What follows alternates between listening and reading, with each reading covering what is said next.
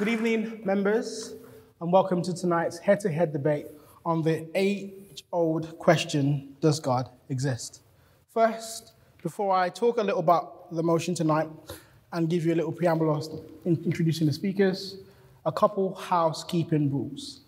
How tonight would work is that we're going to start with 20-minute submissions from both speakers, starting from the proposition speaker, and then we allow for 10-minute rebuttals from both speakers, starting from the proposition speaker, and then finally a 5-minute closing statement from both speakers, again starting from the proposition speaker.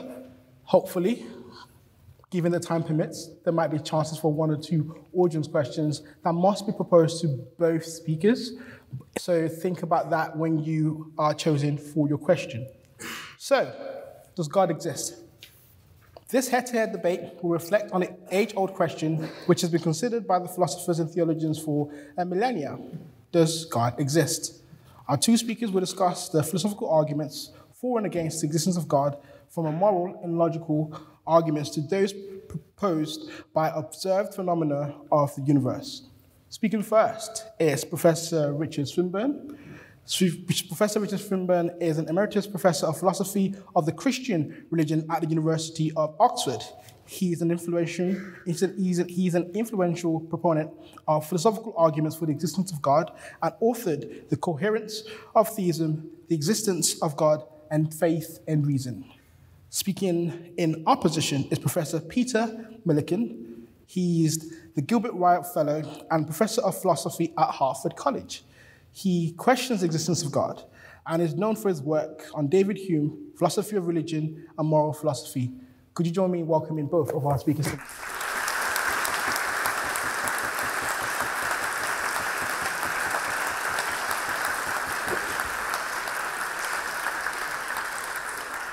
I'd like to welcome our first proposition speaker, Professor Richard Swinburne, to make the case for why God does exist. Thank you.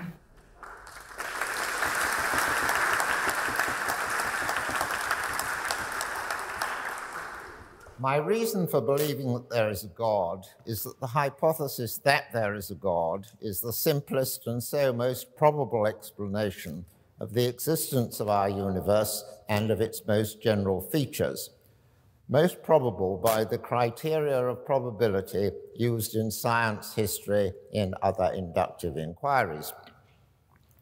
There are 2 kinds of way in which we explain the occurrence of phenomena. I call them inanimate and personal.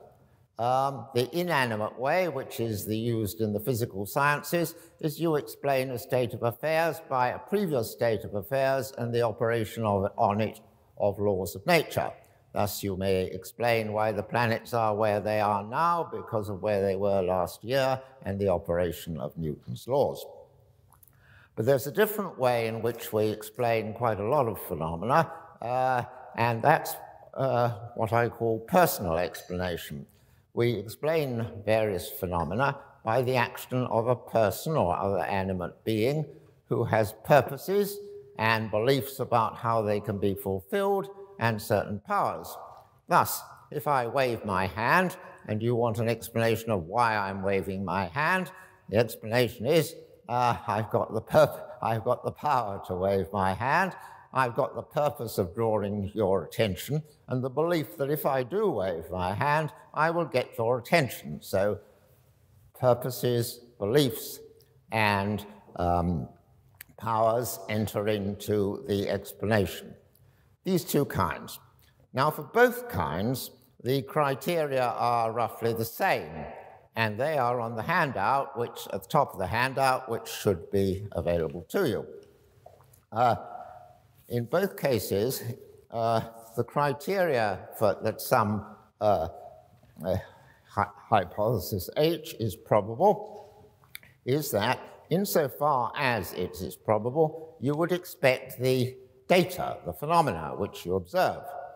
And insofar as it's not probable, you wouldn't expect the phenomena. That is to say, you've got evidence, phenomena, and if it's the sort of evidence that follows from the hypothesis or is made probable by the hypothesis, you would expect it. And if it's the sort of evidence that is made probable only if the hypothesis is false, you wouldn't expect it. But thirdly, it has to be a simple hypothesis. I'll come back to what that involves in a moment. But also, it has to fit in with the background knowledge. That's to say, if you're explaining some rather narrow phenomenon, such as why a particular person did a particular thing on a particular occasion, you have to bring in all sorts of other information about what sort of person he was like, not merely the data which the hypothesis leads you to explain. Now, a couple of examples of this. I usually have a detective example. Suppose there's been a robbery, a safe robbery. Detective is investigating this, and he finds that someone, Jones, was seen near the scene of the crime at the time it was committed. His fingerprints are on the safe, and money of a value equal to the amount stolen was found in his house. So the detective concludes Jones did the murder. No, did the robbery. Yes, but the defending barrister, when he appears in court, says there's a perfectly good explanation of all these phenomena you draw attention to. It wasn't really Jones. He has an identical twin. No, we can't produce him, but he does have one. Fingerprints, well, there's someone I know who can plant fingerprints on safes, and he's been planting fingerprints on safes just to get people into trouble. And yes, the amount of money was of the same amount as was stolen, but it was stolen in another robbery by somebody else who hid it in Jones's house. Now, for both these rival hypotheses, it is the case that my first two criteria are satisfied. If either hypothesis was true, you would expect to find the phenomena which I've described, and if they were false, you wouldn't expect. But why do we prefer the obvious first explanation? And the answer is it's simpler. A simple hypothesis is one which postulates few entities, few kinds of entities, few properties, few kinds of properties, mathematically simple numbers, mathematically simple functions. And the hypothesis I propose postulates only one person whose actions cause these phenomena, whereas the rival hypothesis is postulating three people who are doing quite unconnected things, and that's why we prefer the first hypothesis. This kind of explanation is also operative in the sciences. Why do you postulate certain laws of nature? Well, you postulate the simplest laws of nature that you can.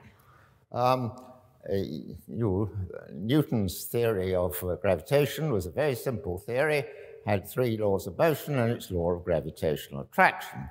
The law of gravitational attraction says bodies are attracted to each other by forces proportional to the product of their masses and inversely proportional to the square of their distance apart.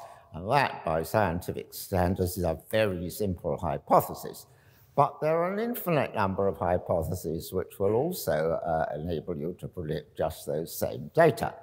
For example, if we, instead of saying that the distance apart is inversely proportional to the square, you could say it's inversely proportional to 2 to the power 0.0000001. And as far as anybody could measure data in Newton's days, that would have given just the same predictions. Or you could say that it's proportional to two forces, one inversely proportional to the square of the distance apart, another proportional to the square of the cube, inversely proportional to the cube of the distance apart, but there's a constant in front of the cube element such that the constant doesn't tick in, as it were, until the year 2030, when there is a cubic force of repulsion, of attraction between the bodies. Well, obviously we go for Newton's law. Why? Because it has only one term in it, the term is a simple number, and so on and so on. The fourth criterion, as I say, only comes in when you're dealing with a narrow hypothesis, such as who did the robbery. But when you're dealing with a big scientific hypothesis, there is no background knowledge to take in. Okay, so that's how we explain things. Now, the four features of the universe which need explanation are mentioned on my handout, under E at the bottom. There is a physical universe. It's governed by very simple laws of nature. Those simple laws of nature are such as to lead to the evolution of us. We are conscious beings, and so there are innumerable laws which connect goings on in our brain with thoughts and feelings and so on. My hypothesis is there is a God, an essentially everlasting, omnipotent person, and it follows from that, though I won't demonstrate it here, that he's omniscient, that it also follows from it that he's perfectly good. The reason why it follows that he's perfectly good is that if he's really omnipotent, there aren't any forces acting on him from without, as it were. He's not subject to irrational desires, and therefore, seeing something is good, he will do it. We are subject to all sorts of irrational desires, and we may or may not do good actions. So, my hypothesis is that a perfectly good God is responsible for this. Why should such a God bring about us? Well, we are good things. We are rational, conscious creatures who can make a difference to things, and that's very good. But we also have the peculiarity from God's point of view that we have a character, a feature of our character, which even God does not have, but is nevertheless a virtue. Insofar as we are good or wise or powerful, God is better, wiser, more powerful. So why should he make beings who are less powerful, etc.? Well, there's a good reason, of course, but there is one characteristic we have that he does not have. God can do no evil. We have a choice between good and evil, frequently have a choice, and that's what makes us so different. And God would have a reason for making that, because God doesn't want us to be programmed to do what is good. He wants us to choose what is good. And therefore, if we are to make serious choices, we must have a choice between good and evil. We are to make serious choices to the world. And he would want to allow us to make serious choices to the world and each other, and so he has a good reason for creating us. He is, as I emphasize, a very simple being. A person is a being with powers, beliefs, and purposes, who lasts for a certain length of time.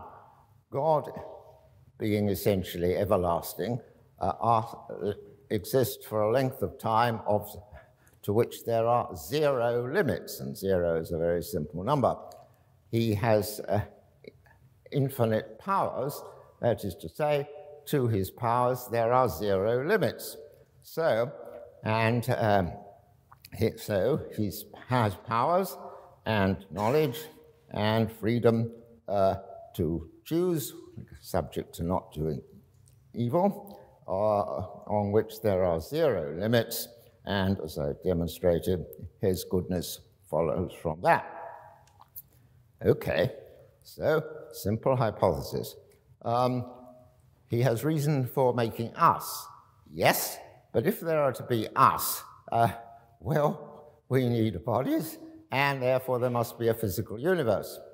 If there is to be us, we need to be able to make a difference to things, and that means things have to behave in a regular way. If every time we did something with our hands or feet, we couldn't predict what would happen afterwards, we wouldn't be able to make a difference to anybody or anything else. So the world on the reasonable macro scale has to be a pretty regular place. Has to be the case that if you light a fire and set it to the crops will burn. If you light a fire and put it under your cooking pot, then things will cook. And generally, the world has to be a regular place, which it only will be if the laws of nature at a lower level are simple. How likely is it that if there was no God, there would be such a universe? Very, very unlikely, because consider what it means to say that there are laws of nature operative. To say, for example, that Newton's law of gravitation operates. It's to say that every material body everywhere in the universe, of which there may well be an infinite number, but certainly an enormous large number, behaves in exactly the same way, in the sense that it attracts every other body in accordance with that law.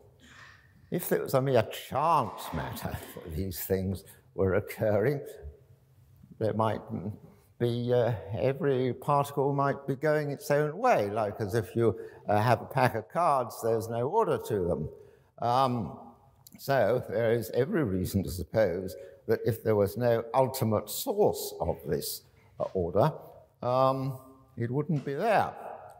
And even if it was there, there's not the slightest reason to suppose it would be the kind of laws which lead to the evolution of us. And my hypothesis is God does produce us, and as we know, he produces us by producing the laws of evolution, which produce us. And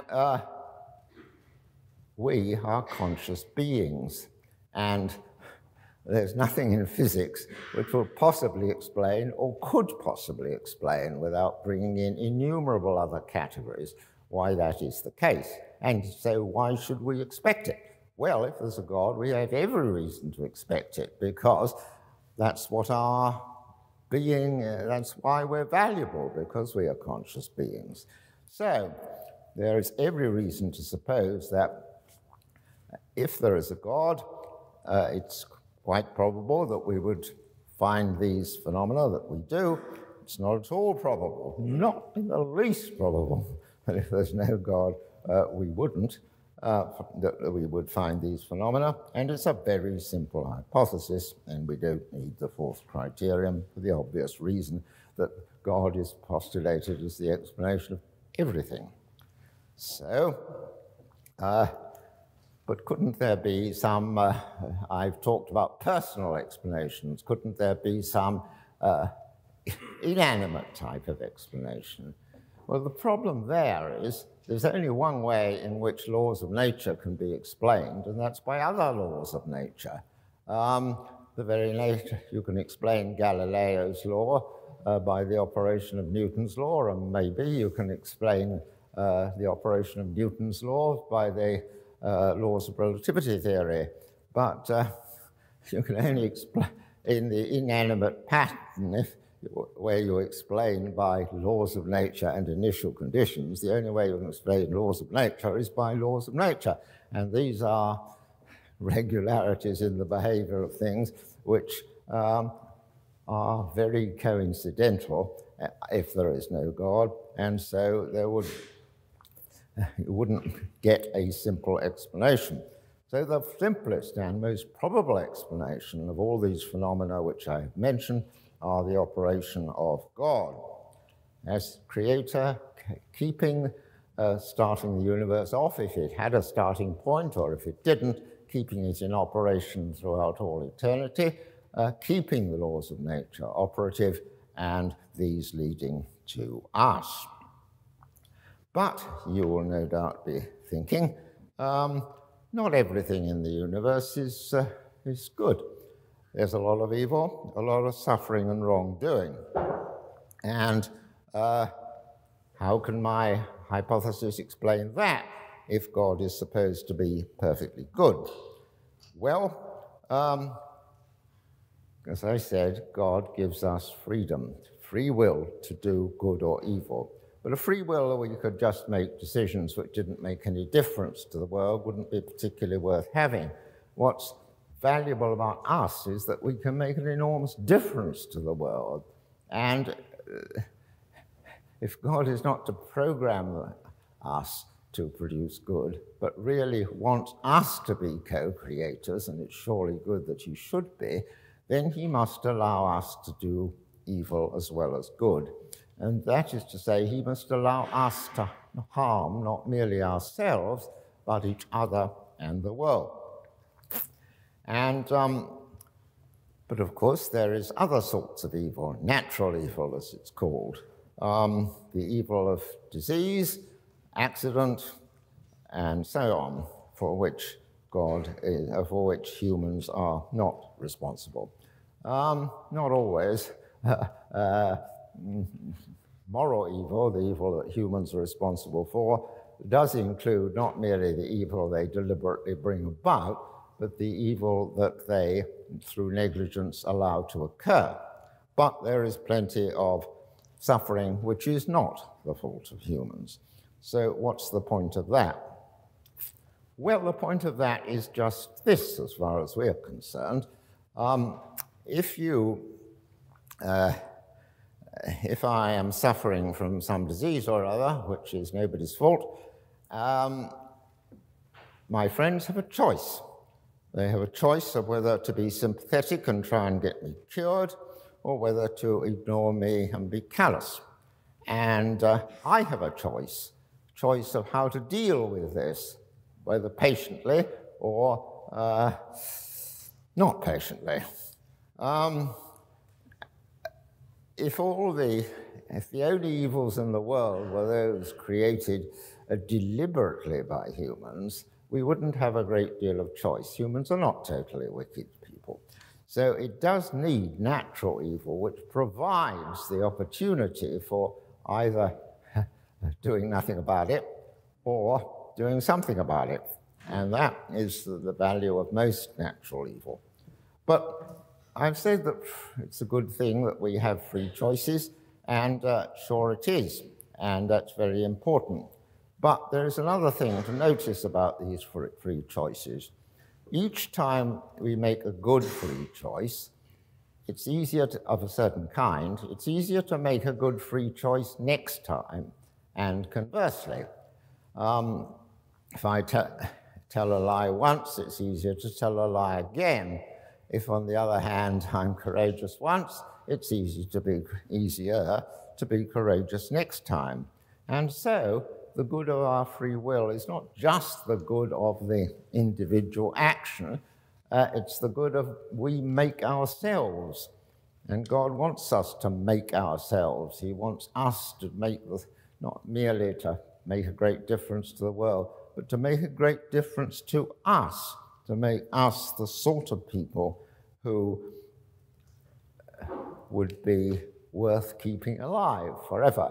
But whether or not he keeps us alive forever, as I think he does, but whether or not that is the case, the worth of our life doesn't consist in solely, or indeed mainly, in the experiences we have. It consists in the actions we do to help other people, and the actions that we do to improve ourselves.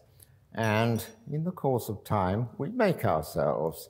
And it's very good that we're able to do this. And direct moral evil and natural evil enable us to do this. I think I'll stop there. And I have something to say about animal suffering, but I think I'll wait till my next innings for that purpose. Thank you, Professor.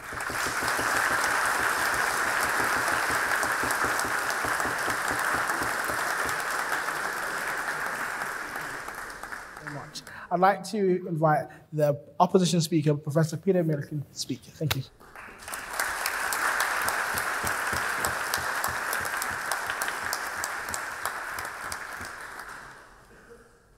Thank you very much. I'm very grateful to the Oxford Union for inviting me to debate with Professor Richard Swinburne this afternoon. Richard is, in my view, the most distinguished philosopher of religion alive today, and one of the most influential natural theologians ever. So it's an honour to be discussing with him head to head.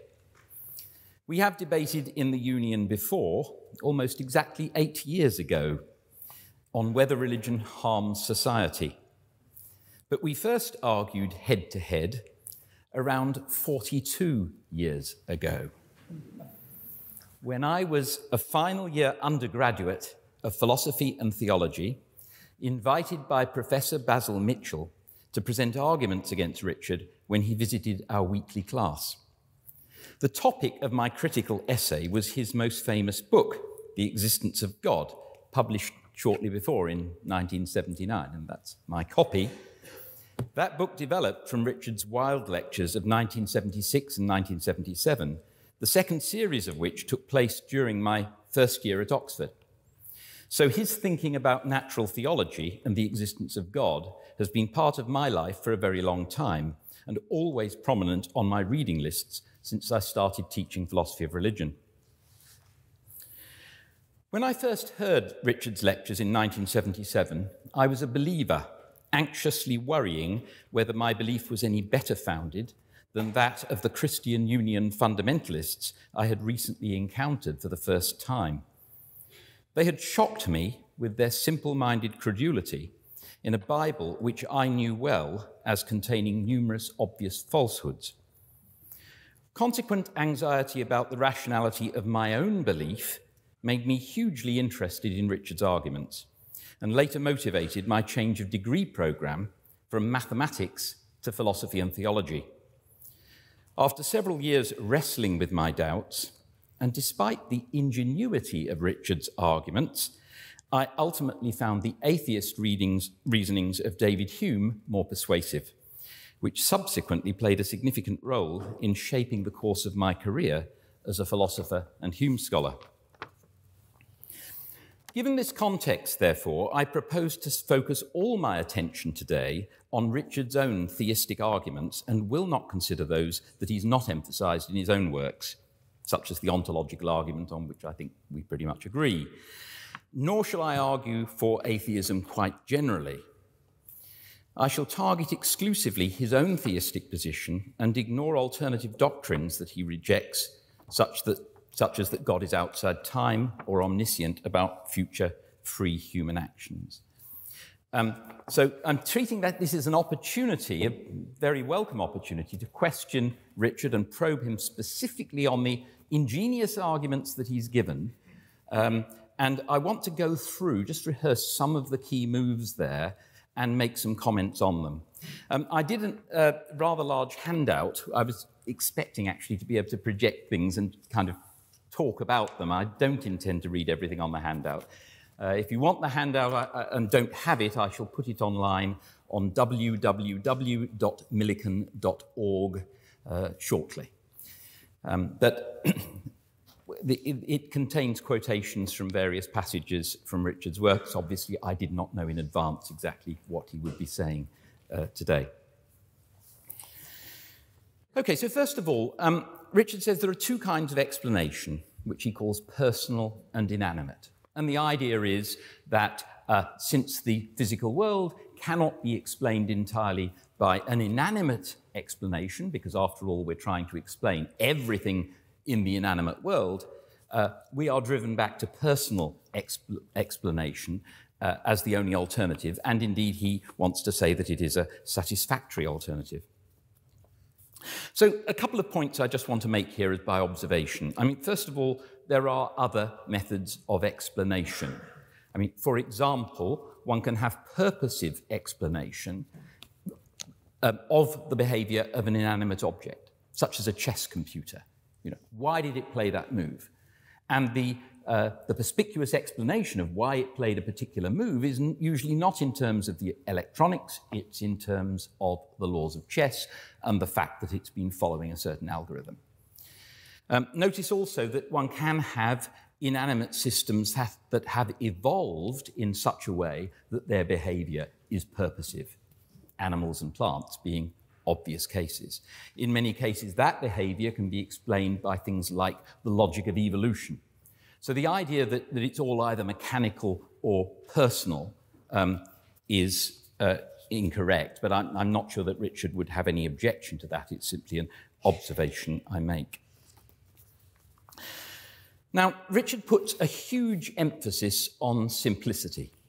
It's a very clever move because he's reacting to the arguments, for example, of David Hume in the Dialogues Concerning Natural Religion, where Hume says, well, look, the most natural analogy to the world, if you want to find an analogy in the human sphere, is the construction of very large things like castles or ships, or not small things, not like clocks. And large things are characteristically made by lots of people combining together. So actually, if you want to carry the analogy over to the universe, you'd expect there to be lots of gods. And Richard's ingenious move here is to say, well, the key thing about theism is its simplicity. And so he emphasizes simplicity as the criterion above all else, which determines the probability, or the prior probability at least, in advance of looking at the detailed evidence, of the theistic hypothesis. Now, on the handout, I've given various quotations by Whitehead, Bunger, and Hesse. Harray, Rom Harray, once of this university, denying that actually the history of science shows simplicity as being such a useful criterion. Very often in the history of science, we've gone from simple hypotheses to more complex ones. A related point is that simplicity is actually multifaceted. There are different types of simplicity. Let me just give one example of this variety. You can have descriptive or syntactic simplicity or complexity. That is, how concisely can the hypothesis that you're giving be specified? Or there's a different kind of thing, which is ontological simplicity. So that's to do with how simple or complex is the reality or the mechanism which is being hypothesized. And they may be different things. They may come apart. Another question that can be asked is, how simple or complex would the mechanism need to be according to our current best understanding? So that relates to sort of issues like complexity theory. Certain processes are inherently more complex than others. So even if you can describe it very simply, it may be that the actual carrying out of the procedure has a lot more complications behind. Now, a key point of Richard's emphasis on simplicity, or the other side of that coin, is he denies that in assessing the plausibility of theism, one should take any account of our background knowledge of the world. And it's a nice point. He says, since you're explaining the entire universe, you don't need to worry about there being surrounding fields with which your theory needs to cohere. So therefore, we can postulate a theory which does not cohere with things that we see in the world as the cause of the universe. Now, the problem with this is it opens the door to intuitively simple but magical explanations that operate unlike anything we know in our experience, through instantaneous action across the entire universe by the pure will of an omnipotent deity, and without any intermediate causal mechanism. That's completely unlike our experience. We are intentional beings, but we operate through bodies that work by physical action. The idea that there can be a being who just by divine fiat can make things happen across the entire universe instantaneously is radically out of line with our experience. And I want to challenge this move of saying actually fit with background knowledge doesn't matter. I don't think that fits with the history of science. In fact, the history of science has been a long retreat from purposive explanations. Aristotle thought that stones fall because they are striving to reach the center of the universe, that planets go in circles because they are striving to imitate the perfection of the creator, and so forth. These theories have proved to be hopeless. Now, they do seem to us very simple. They seem to us very simple because we are naturally prone to what's been described as promiscuous teleology. An example, you take a young child and you say, here's a question, why do mountains exist? Is it A, to give animals a place to climb, or B, because volcanoes cooled into lumps? And children invariably prefer the purposive explanation. Likewise, why is the sun in the sky? To keep us warm. What are trees for? To provide shade, and so on. It's absolutely natural for us to be attracted to the purposive explanation. And indeed, Alzheimer's patients revert to childhood in that respect. So we naturally find purposive explanations very, very simple and attractive. But the history of science suggests that they end up being barren. I mean, an example of a very simple explanation of the universe, just to parody this, is the following. There is an omnipotent creator who wants things to be exactly as they are. So what's the explanation of why there's a cup of water here? Well, because the omnipotent creator wanted there to be a cup of water there. That's an example of how you can get a very, very simple explanation, but it's hopeless because it's so non-specific. Okay. An observation, of course, we do see a lot of genuine purposiveness in nature, but as I've said, that's explicable by Darwin, which we both accept, but that always works in combination with a physical understructure. Infinity. This is another clever move. Infinity, Richard claims, is the simplest hypothesis. If you're going to hypothesize a God, make it an infinite God, a God without limits. Well, infinity isn't so straightforward, as Georg Cantor discovered. Put that point to one side. The infinite God isn't so simple because it doesn't extend to being able to do evil. It doesn't extend, according to Richard, to knowing the future actions of free agents. And also, I would suggest, it isn't computationally simple. We're talking here about a being which, on Richard's theory, maintains in being every single particle in the universe from moment to moment, while at the same time, whenever this being acts, he's calculating the optimum outcome of all the possible things that could happen using those innumerable things in the universe. I mean, the computational power implied there is absolutely stupendous. And simply to say, well, my theory is that it just happens by magic, doesn't seem to me to be plausible. But I'm going to put a particular challenge to Richard, which is that when infinities arise in the calculations of physicists, they don't embrace them. They don't say, oh, that's great, we've got an infinity there. They try to get rid of them, so-called renormalization. Another challenge I'd like to put to Richard, I'd really be intrigued to know what his answer to this is, because he rejects the theory that God is timeless on the grounds that it doesn't make sense to say that God is simultaneously aware of what is happening in AD 1995 and in 587 BC. But our best theory of space and time, general relativity, implies actually that simultaneity is relative. So if God knows everything that's happened up until time t, but from time t onwards cannot know the free actions of agents such as ourselves, how does that square with relativity theory? It seems to be implying that there is a simultaneous measure across the entire universe, which is something that seems not to be the case. So I want to come now. How much time do I have left? 17 minutes. I'm sure I don't have 17 left. You mean 3? Yeah, fine. Okay, thank you. That would be nice. So I want to end for now on the issue of morality. Now, again, Richard has an ingenious argument. It is that since there is moral truth, an omniscient God would know what the moral truth is, and not being moved by any irrational desires would simply do what good requires, and therefore would be perfectly good. So this is part of his claim that the infinite, perfect, omnipotent, omniscient God would also be perfectly good. The goodness comes free because it's part of the package.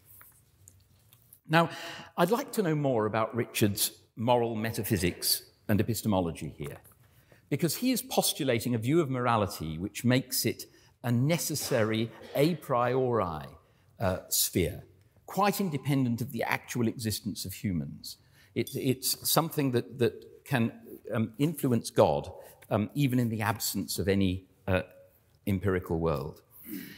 And I'm wondering how that makes sense, how such necessary truths could motivate us, how we could know about them. And I'd also like to hear more about the problem of evil, Richard. You talked in general terms about how it is a good thing that people should have the power to do morally significant things. But how are you going to square that with the fact that in history, an awful lot of people have not had much power to do morally significant things because they've starved as babies, or they've been exterminated by the Nazis, and so forth. That seems to me to be hard to explain on that basis. And at that point, I think I need to stop.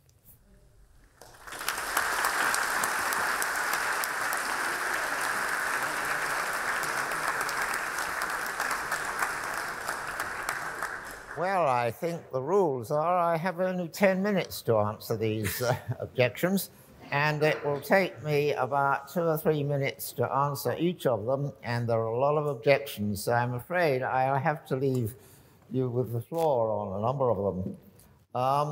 Let's start at the beginning with the ones I've noted down. You said there are other ways of explaining things than the inanimate or the personal. And you mentioned one later on in the lecture, which you said wasn't any good, and that was Aristotle's explanation of why it rains to water the ground or whatever.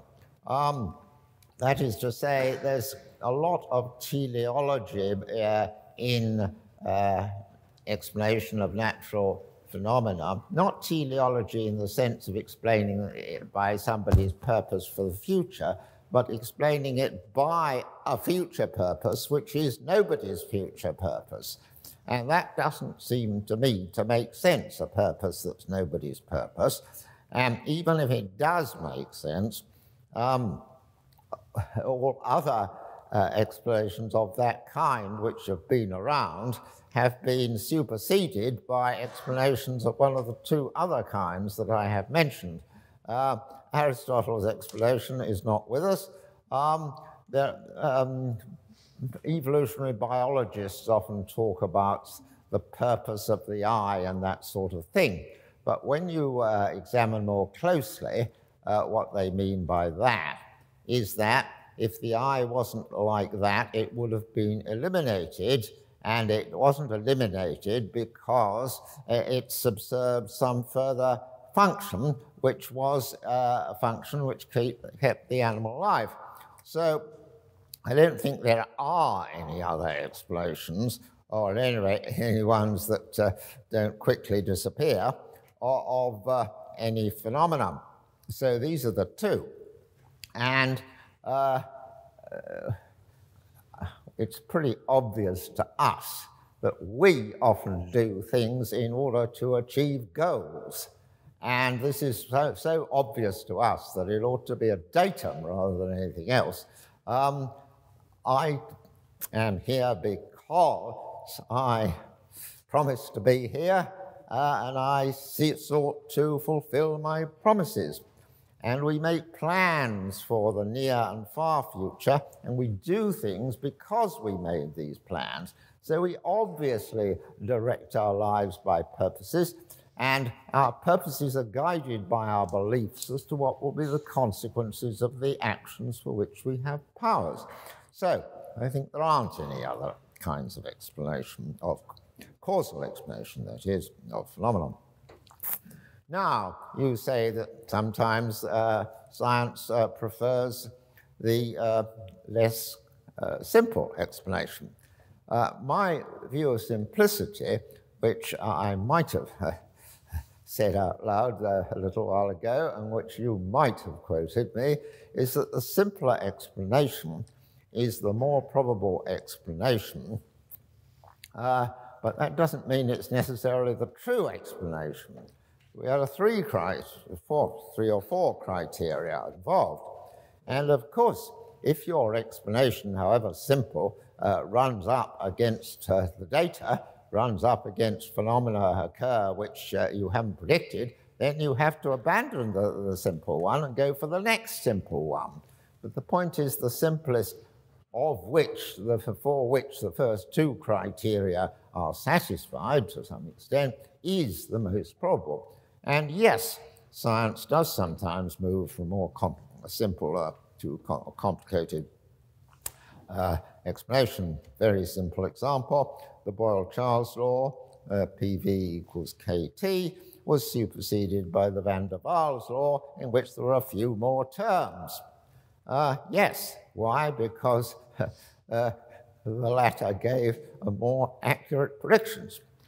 So, nevertheless, among hypotheses which do satisfy the first two criteria, scientists always do prefer the simpler one. I illustrated this on the handout I gave you with a very simple example. If you consider a scientist's task as finding how two variables are related to each other, and you consider the scientist as marking on a piece of graph paper observed values of y for observed values of x, and you find that when x is 1, then y is 2, and x is 2, then y is 4, and so on. Obvious explanation, which you could draw through the points on the graph, y equals 2x. Or is it the other way around on the paper? X equals 2y. Anyway, I have, sorry, y equals 2x, yeah. But there are an infinite number of curves which will pass through those points. And if you don't have that criterion for choosing, you could never make any prediction about anything at all, because compatible with anything you know so far, there are an infinite number of different ways you could extrapolate from it. Some of them are wild, most of them are pretty wild, but that's just the point. They are unsimple, and that's why scientists prefer it. And I can list a few scientists who have said that sort of thing, and they are, I think, a little more sensitive to what's going on than the scientist you have quoted on this. Einstein was very, very emphatic about simplicity, and in the end, most scientists will admit that. And inevitably, it's an a priori criterion, because it's criterion that the hypothesis has in itself, independent of its relation to other phenomena.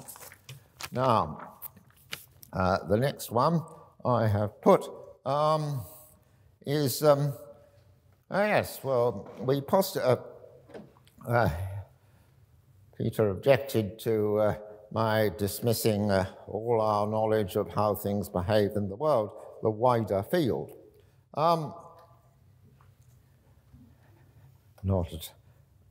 That must be right, because the phenomena we are trying to explain are either phenomena of those that we're trying to explain, or the ones we're not trying to explain. And if the phenomena we're trying to explain covers more or less everything, then there isn't anything outside that scope. Small point, though, you said, how can God explain why this book's here rather than there? What I said was God was can explain the most general features of the universe, and I listed those. What that entails is that he is quite probable that he will produce laws of nature and so on, which, and initial conditions and so on, which are such within the parameters that I set. That is to say, he will produce simple laws of nature, which will lead to the evolution of us and so on, but it doesn't say exactly which simple laws of nature. There may be half a dozen or something like that, or there may be different initial conditions which will like that. It's not, I don't think that postulating God could explain the details of why a particular piece of dust is where it is, but what it can explain is why the laws of nature are such that why the laws of nature are such as to allow it to be there. And that is all that's involved. You say the laws of nature postulate all sorts of things that we are not familiar with in the world.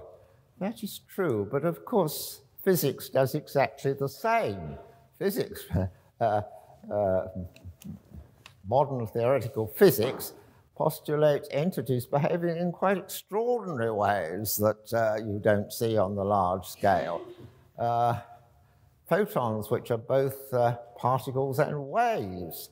How can anything be a particle and a wave? You've never seen something that's a particle and a wave, but physics tells you, and physics' justification for that is if you postulate that, you can get all the phenomena which the physicists rely on. Have I got any more minutes? You've got 30 more seconds. Pardon? 30 more seconds, yeah. Okay, well, just one remark on infinity. What I said was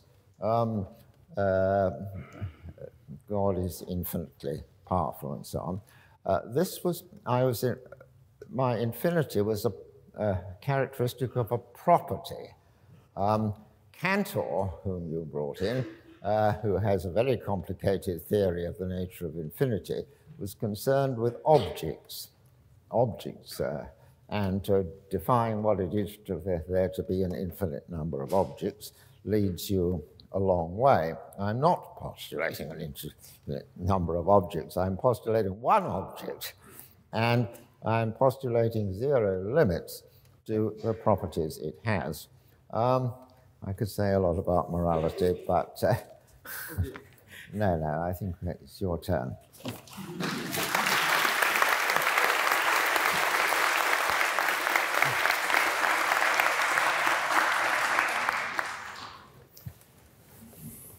Better watch the mic. Thank you, Richard. I'm going to invite you to say a bit more about morality, and I just want to follow up on something you just said. You said that scientists prefer simple laws, but sometimes reject them because more complex law turns out to be more accurate. Sure. I agree with that entirely.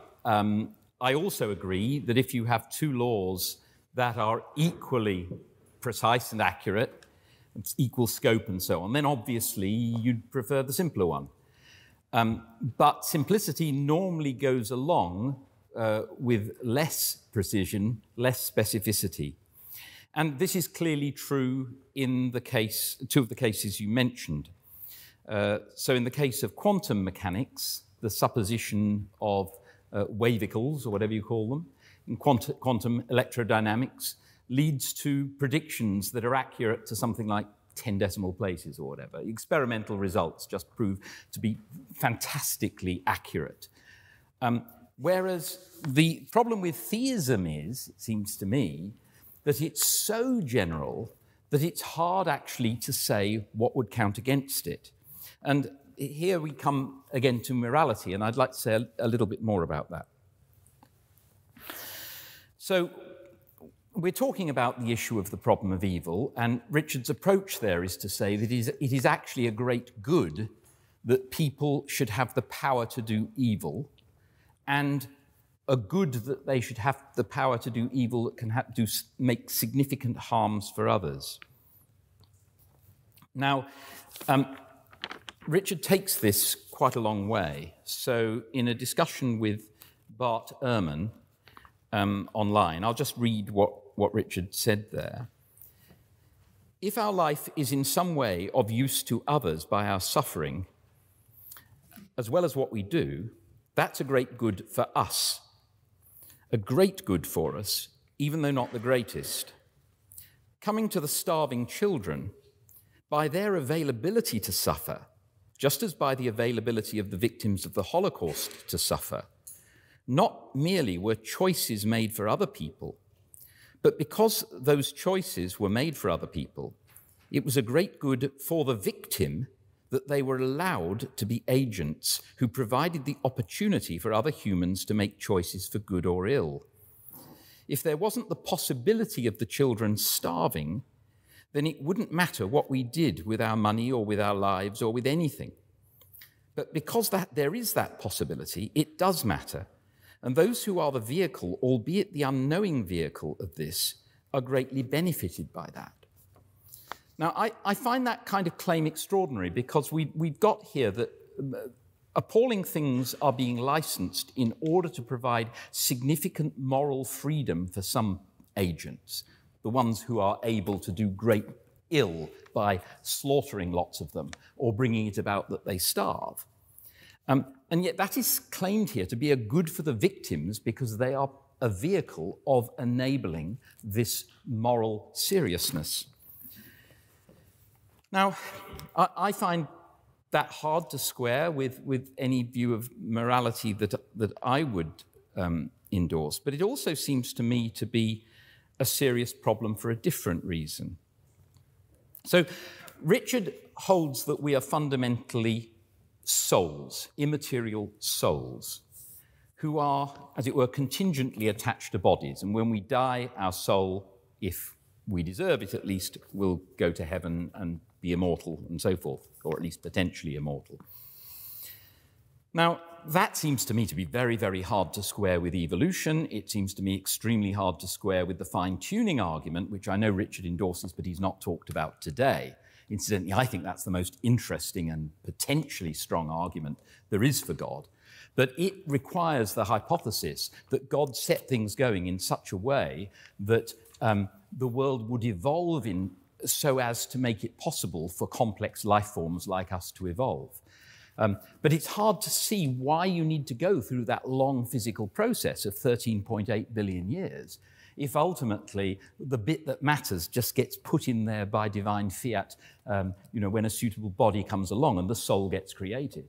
So there needs to be some story about how the soul and the matter fit together that's going to make sense of the evolution of our enormous brains and why they are needed if the soul by itself, the immaterial soul, could do the thinking for us.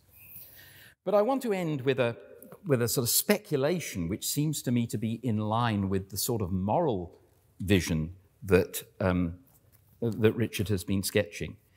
If it can be a good thing that some more powerful agent has the power over less powerful agents to make their lives miserable because it gives moral seriousness to the decisions of the more powerful agent, and if there can be immaterial agents, devils or whatever, fallen angels, then it seems to me we're back to a potentially to having demigods and demiurges who create earths like this as their playthings. And what happens to us is of relatively little moral account because we are providing vehicles for their moral seriousness.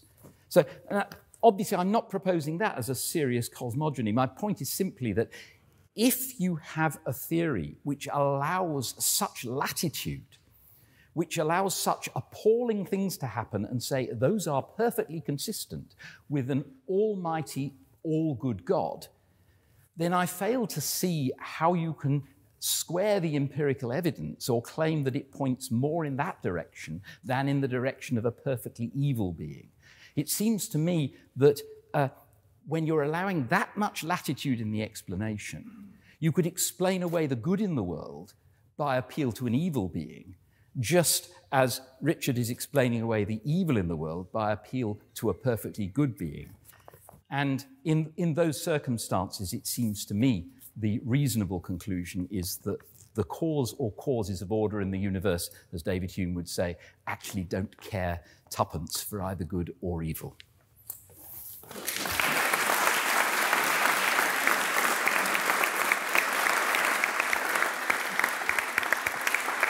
I'd like to invite Professor Swinburne to make his concluding statement. I think I'm allowed 5 minutes to deal with all that.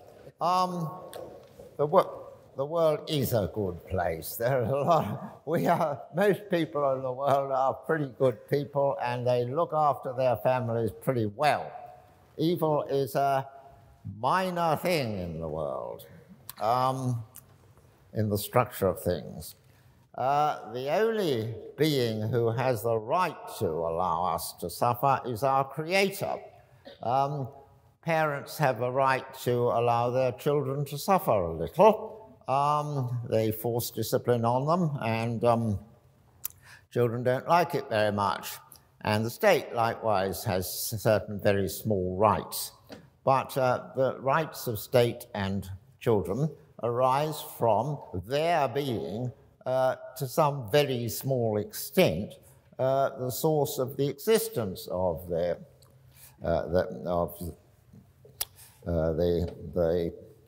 children or whatever who suffer. God is the final and total source of these things. He is our total creator, and he's brought us to being out of nothing, and we should be grateful for that, whatever else happens. But it is a good for someone if they are of use to other people. Our generation, I think, finds it less easy to see that than other generations. But before the present generation in the Western world, it was regarded as a great good for someone if they were killed in a battle to save their country from a tyrannous oppressor. It was a good for them, quite apart from anything else. And they were thought their lives had purpose and meaning that this was the case. And that was quite apart from whether the society believed in life after death or not. The very fact that life had been given for a purpose meant that it was a great life. So I don't apologize for the remarks that I was quoted, but I should add a further point to them, which is might alleviate some of the anxiety that I understand. And I really am not callous about the sufferings, which are very serious. But then the world is a serious place, and it's a serious matter what we make of ourselves. But what I would add to them is this: God is omnipotent. God is able to give us a life after death. Most of the major religions claim that he does do that. And if you think, and perhaps rightly think, that some of those who suffer, their lives were, as it were, better that they hadn't lived, then God has an obligation, as our Creator, to give them a life after death. And that follows from his omnipotence that he will be able to do this. And it will be a compensation in the sense that their total life will be a good life. And I think most lives are, in themselves on earth, worth living and on balance. But if there are lives that aren't, and some of the ones you mentioned might be in that category, then God's obligation is simply to give us a life which, on balance, is a good life. And if it starts with some bad parts, well, that's for the sake of the good. Just as a surgeon might need to operate on a baby, and if he hasn't got anesthetics, it might cause the baby a great deal of pain. But that means the first part of the baby's life is better he hadn't lived. But the point is to save the baby's life and to go on to a further life. And if there are lives of ours in that category, then God will provide. And this is not an ad hoc addition to my theodicy. It's the common belief of almost all theistic religions. And it follows from the omnipotence of God that he can do this and that he will do this. So I am not too fazed by the latest points.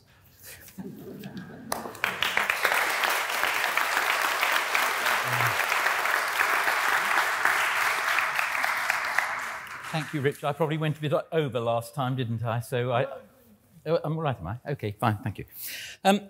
Okay, I want to address that last point about life after death, because it's an interesting one, and as you say, it has been a traditional view. But notice that there's a big tension. There's a big tension between saying, when we look at the empirical world, this demands explanation in terms of a perfectly moral creator. But at the same time, things are so awful in this world that there better be a life after death to make up for it. All right. I mean, it's like someone who goes into a restaurant and the starter is absolutely disgustingly horrible. And then they say, well, I can't wait for the next course because it must be brilliant to make up for it. No, you leave the restaurant. The rest will probably be the same. So the other point I want to make is there seems to be a big tension here because Richard, I think, if I understand correctly, has the theory that life on Earth with our bodies is what enables us to be morally serious. It's because we have bodies that we can be harmed, in particular. I personally don't see why immaterial spirits shouldn't be subject to harm in ways that we can't conceive of, but let that pass. But the idea is that we go through this earthly life and through that acquire a character, as Richard was saying. When we do good, it makes it easier to do good the next time, and so forth. And those who are fortunate enough to get to heaven, they've already acquired that character. And so in heaven, you haven't got the same liability for things to go horribly wrong. But the trouble is, those starving babies, or those who were eliminated in gas chambers when they were still children, didn't get the chance to develop that character. So I don't see how it's possible, logically possible, if you like, for a God to make their lives worthwhile posthumously.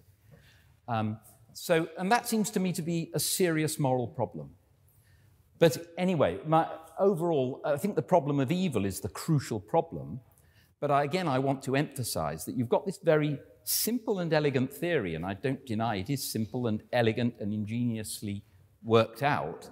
And by the way, I'm absolutely certain that Richard is entirely sincere when he talks about not treating these moral issues frivolously. When we discuss these things on a theoretical level, it may seem, sort of callous, but I think that accusation would be quite unfair. But the problem is that in order to encompass the phenomena that we see, we have to stretch this theory so much, we have to give it so many degrees of freedom that it ends up completely imprecise in what it predicts. And in particular, I think it's the predictions that it yields, as I said, equally compatible with the hypothesis of a God, if there is one, who cares nothing for good or evil. Thank you.